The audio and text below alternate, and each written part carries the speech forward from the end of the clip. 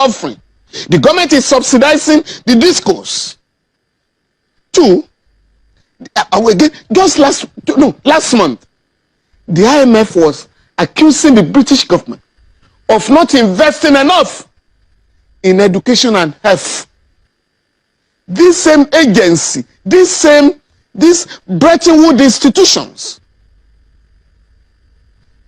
are asking our government to remove all subsidies and impose a rush of increases on goods and services in our country. So I think these are the issues. This government must Mr. Falana, let me, no, this is very important. The only economic body recognized by the Constitution to advise the president is the National Economic Council, headed by the Vice President. And that body is peopled by the governors, the governor of the central bank, state governors, the governor of the central bank, the Minister of Finance. So why has that body abdicated its responsibility to the IMF and World Bank? So that is the body that the majority of them are elected. Yeah. They are serving the people. So you must advise the president what your people are saying, based on what your people are saying, based on their demands. So that is the body. Are you worried, Mr. Falana? Because some of the feelers that, apart from the fact that the IMF a few days ago was advising the government that it needs to take away every kind of subsidies, even on electricity and the tariffs therein. There are also feelers that the IMF may not even have a total belief in the words of the government of Nigeria in the removal of fuel subsidy, because there are feelers as to the fact that there might be the payment of subsidy on fuel through the back door. Are you worried about that kind of feeling coming from that kind of global entity? You know, the global entity is not a neutral body. It does not give advice in vacuum. It is an ideological battle. These institutions were set up by imperialism, principally to destroy the economies of developing countries. Why they turn the other eye when Western governments are giving subsidies to their people. And I am challenging the IMF here to take interest in the report of the 2020 report of the Auditor General of the Federation, sent to the National Assembly last November. That report is saying that the $3.5 billion, the loan of $3.5 billion taken by Nigeria from the IMF cannot be located.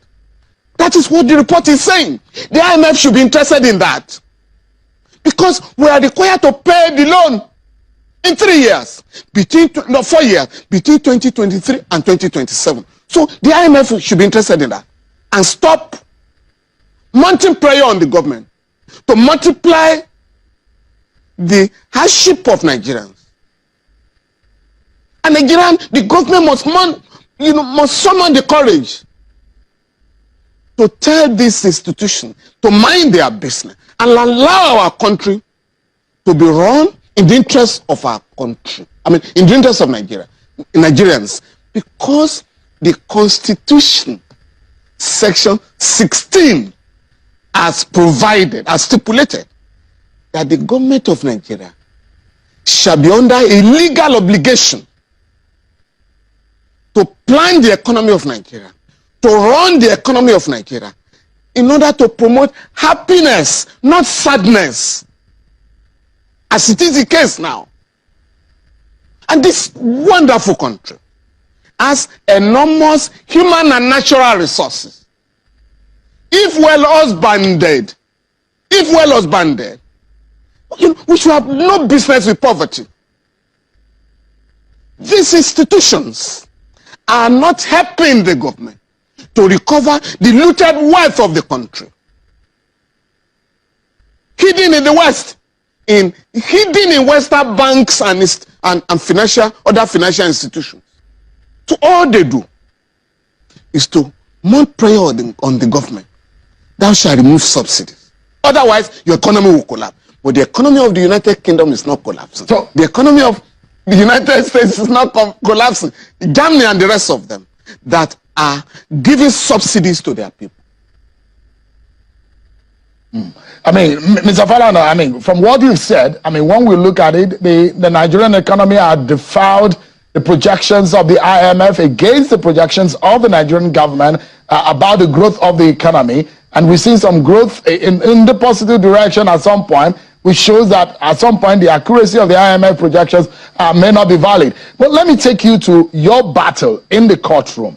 You are of the opinion that government should fix the price of essential commodities. And I had the opportunity to speak with economists who have said that Mr. Falana had a social idea, a welfareist idea, a populist idea to go to court to fight this battle, but it may not have a realistic economic implication, or it may not be realistic in the real sense of it. They say that is more or less an academic exercise. Are you worried that that court order may not see the light of day or may not be implemented or be obeyed? So, I can assure you, after the deadline set by the court, we are going to take steps to enforce the judgment. Some of these guys are apostles of neoliberalism.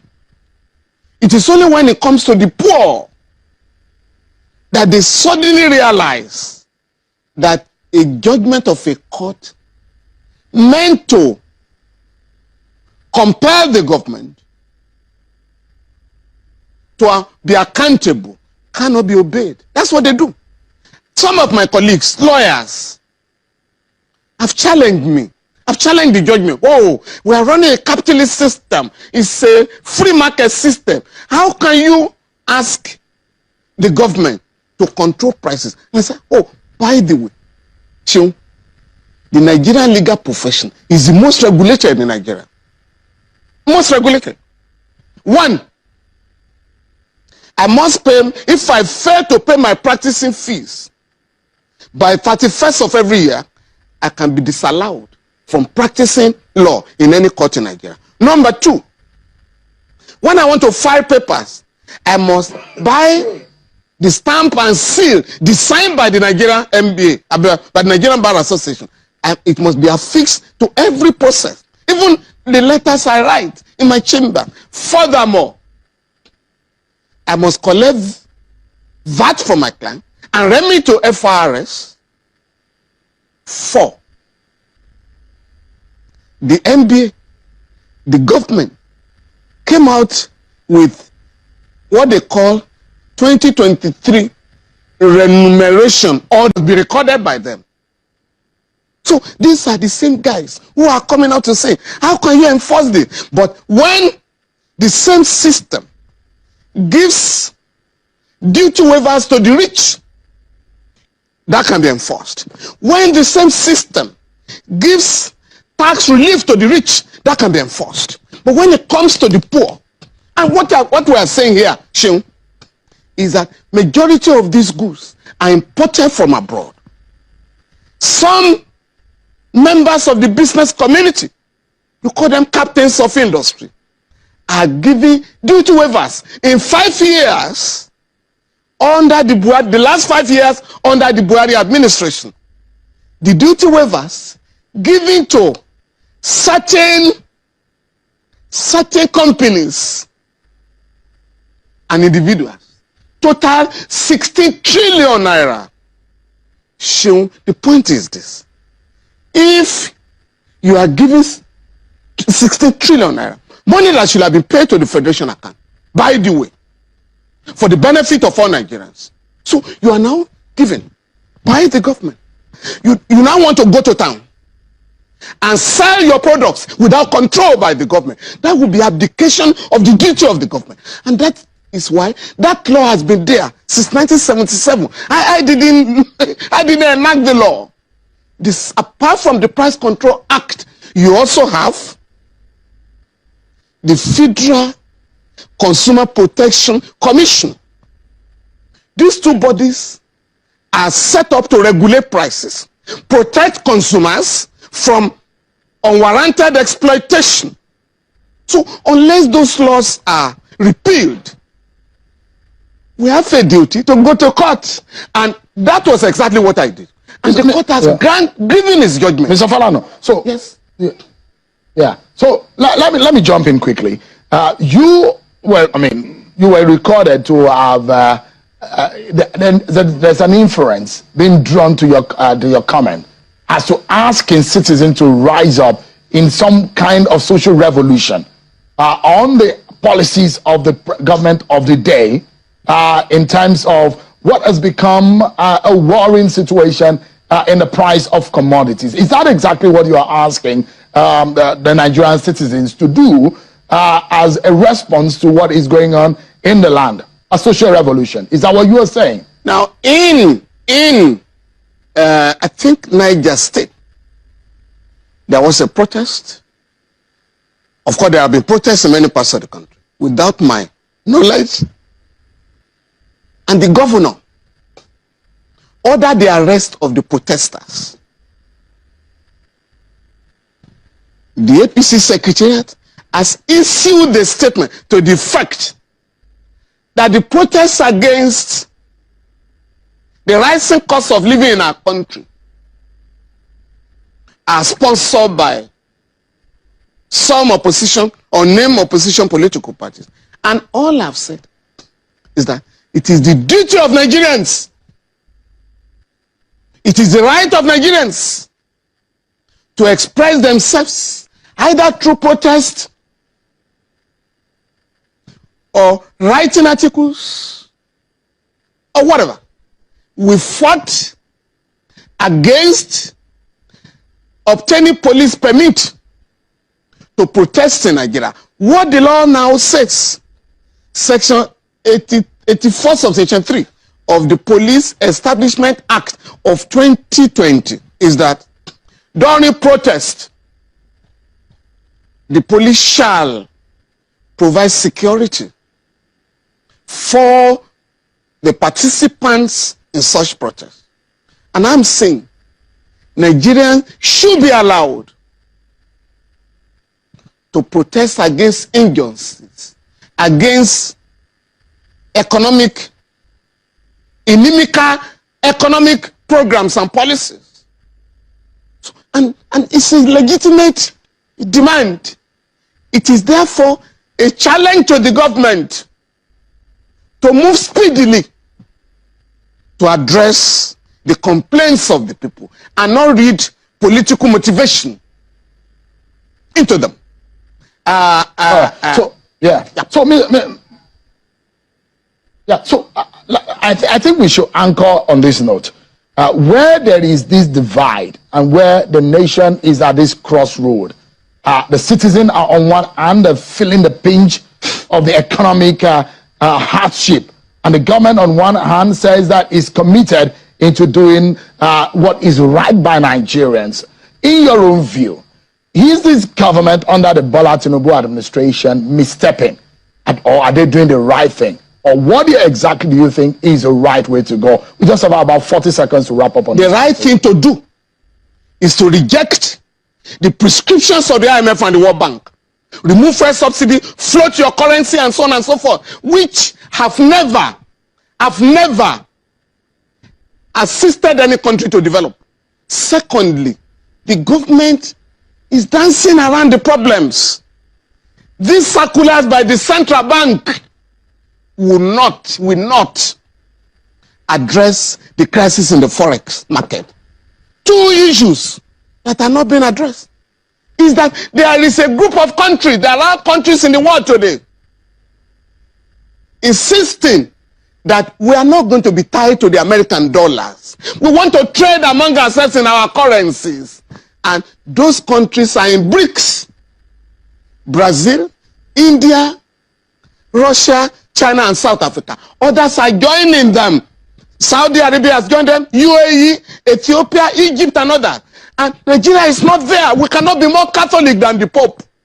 If friends of the West are joining BRICS. Why are we not there? So that we can trade. Countries, Nigeria and other countries can trade in their currency. We trade in Naira. The second one, in 2018, Nigeria and China enter into a currency swap agreement for 5 years. And as a government, go back to China and say, please, whereas when we signed that swap agreement in 2018, the volume of trade was in the area of $3 billion or thereabout. Last year, we imported goods worth $22 billion from China, even though we only exported goods of over $1.6 billion. Now, we should tell the Chinese, please, we need to increase, because that agreement will expire in July. We need to renew the agreement. We need to renegotiate the agreement. And then the final one, Sean, is remittances. It's about $25 billion. Where are the remittances? In 2017, I had to drag Mr. Godwin Emefiele to the FCC when he said only $2.6 billion was coming to Nigeria. He said no. And what did he do then? Is to ask you, if you have sent some money from abroad, you have to go and collect Naira. So the dollar component stayed abroad. They say no, this is fraudulent. And the FCC said, Mr. Emefiele, if you insist, this lawyer is insisting that we should, suggesting that we should charge you for money laundering. And at the end of the day, the central bank said, no, please collect your money. It cannot be more Catholic than the Pope. If friends of the West are joining BRICS, why are we not there? So that we can trade. Countries, Nigeria and other countries can trade in their currency. We trade in Naira. The second one, in 2018, Nigeria and China enter into a currency swap agreement for 5 years. And as a government, go back to China and say, please, whereas when we signed that swap agreement in 2018, the volume of trade was in the area of $3 billion or thereabout. Last year, we imported goods worth $22 billion from China, even though we only exported goods of over $1.6 billion. Now, we should tell the Chinese, please, we need to increase, because that agreement will expire in July. We need to renew the agreement. We need to renegotiate the agreement. And then the final one, Sean, is remittances. It's about $25 billion. Where are the remittances? In 2017, I had to drag Mr. Godwin Emefiele to the FCC when he said only $2.6 billion was coming to Nigeria. He said no. And what did he do then? Is to ask you, if you have sent some money from abroad, you have to go and collect Naira. So the dollar component stayed abroad. And they say no, this is fraudulent. And the FCC said, Mr. Emefiele, if you insist, this lawyer is insisting that we should, suggesting that we should charge you for money laundering. And at the end of the day, the central bank said, no, please collect your money in the currency to which it was sent, so that you can take it, either you keep it in your domiciliary account or you change it. The central bank is almost reversing that position. So at the end of the day, the remittances will not come to Nigeria, but will stay abroad. So these are what you may call liberal policy. If I had my way, my own radical policy would be that I will sell Nigeria gas and crude oil in Naira. Let those who want to buy our product look for Naira. And that is how to promote your currency. But this business of everybody looking for dollars, Mr. FALANA, even to pay school fees, to pay school fees, you look for dollars. To rent houses, to sell houses, you collect dollars. It doesn't happen unless you dollarize your economy. So these are the issues the government will have to Mr. FALANA, for us to come out of this economic doldrum. Thank you. Human rights activist, senior advocate of Nigeria, Mr. Femi Falana.